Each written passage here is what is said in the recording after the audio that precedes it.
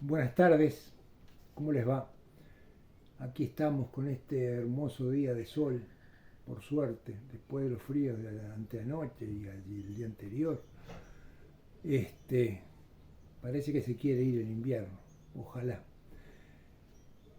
Esta clase, perdón, esta clase de hoy se la quiero dedicar a De Belis, que es un compañero del grupo que no concurrió a clase ayer y que y se la quiero dedicar especialmente porque se llama La Cofradía de los Tangueros y a él lo considero un tanguero de ley, entonces se lo merece.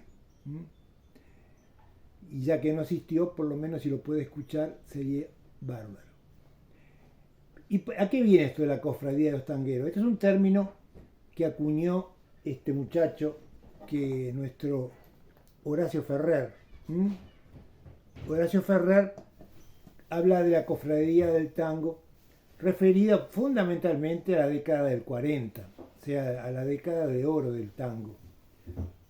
Y la cofradía viene por la unión que había entre todos los referentes del tango, músicos, letristas, bailarines, eh, eh, o sea, todo lo que circulaba alrededor del tango, directores de orquesta, y en general muchos allegados, porque todos esos personajes, todas esas figuras siempre tenían alrededor su propio grupo de amigos. Entonces, la particularidad era que generalmente se reunían casi siempre de noche, después que terminaban las actuaciones.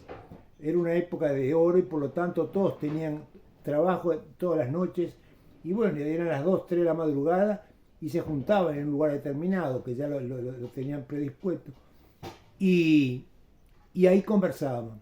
¿Y cuál es el valor de estas reuniones? Y el valor de estas reuniones es que se juntaban gente que sabía mucho de tango.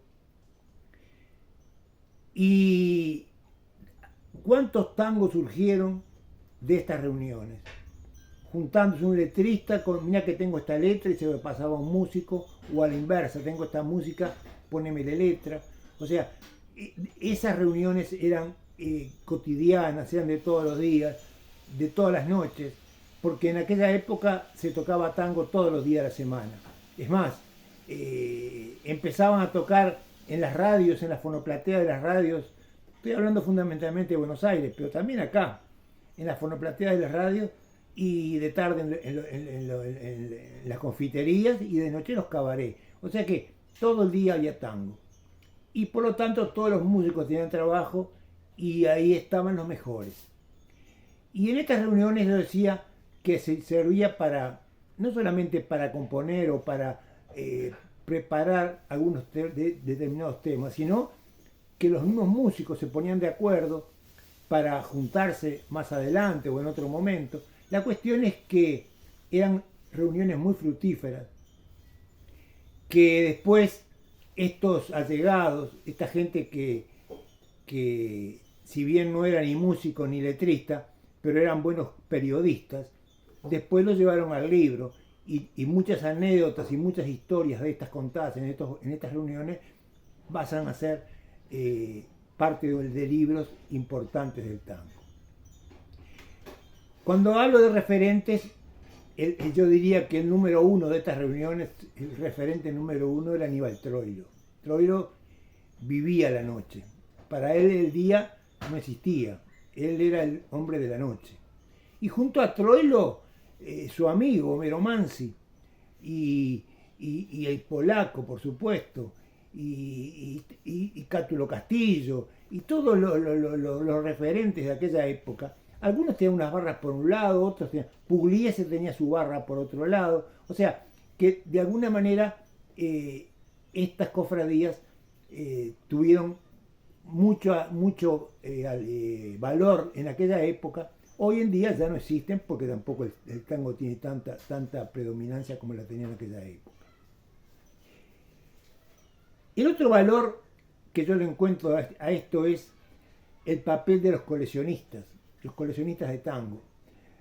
Gente que recorre las ferias, recorre los lugares de viejo, las librerías de viejo, recorre buscando artículos, buscando recortes de diario, y va coleccionando discos viejos, discos de pasta, y va coleccionando, y va guardando, y va guardando. Y esa documentación que a él le encanta, y le encanta mostrársela a los amigos, y mostrársela a los que lo quieran ver, ha servido también para hablar de historia, porque yo siempre digo, y esto lo recalco, muchas letras de tango, muchos artículos de tango, tienen que ver con la historia del Río de la Plata.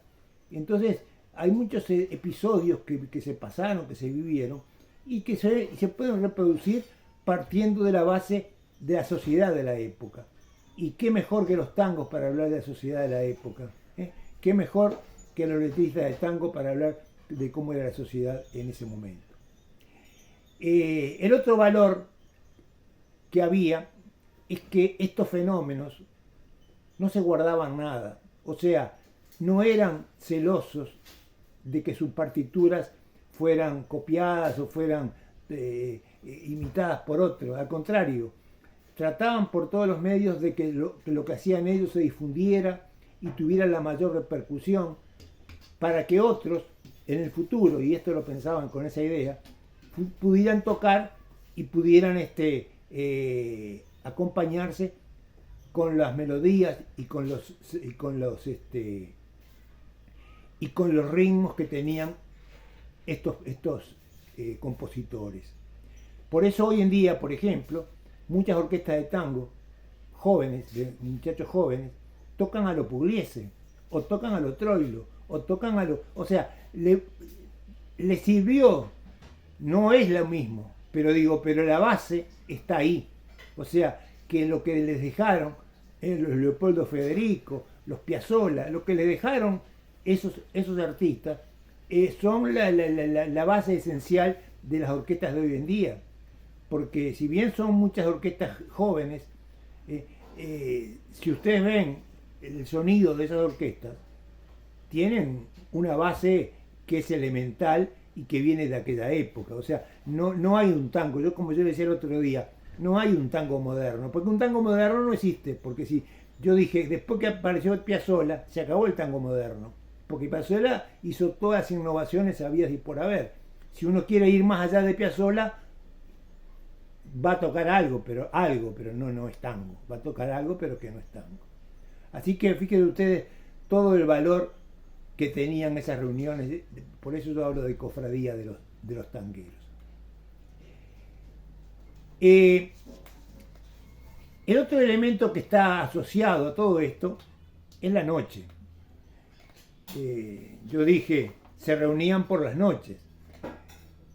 La bohemia es lo que está asociado al tanguero. Pero no la bohemia mal vista en el sentido de ir a emborracharse. No. La bohemia en el sentido de que es el momento que tienen ellos para estar tranquilos, para pensar, para razonar, para preparar algo para el futuro. O sea, el mejor momento es la noche.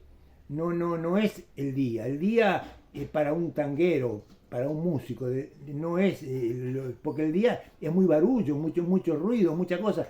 Para poder inspirarse y para poder crear algo, lo mejor es la noche.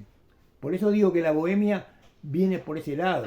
Yo no crean ustedes que en esas reuniones iban a crear nada, pero quedaba la inspiración, porque se comentaban unos a otros, se comentaban, mira esto, ¿qué te parece esto? O sea, se iban dando ideas y de alguna manera después esas ideas florecían en un tango, en un vals, una milonga. Así que ese valor también de la bohemia tiene mucho que ver con todo esto que estamos hablando. Esto un poco englobando en general el tema del tanguero, del músico tanguero, de los referentes del tango. Y ahora en la segunda parte voy a referirme al tanguero, pero no al músico, sino al tanguero de carne y hueso, como soy yo, por ejemplo.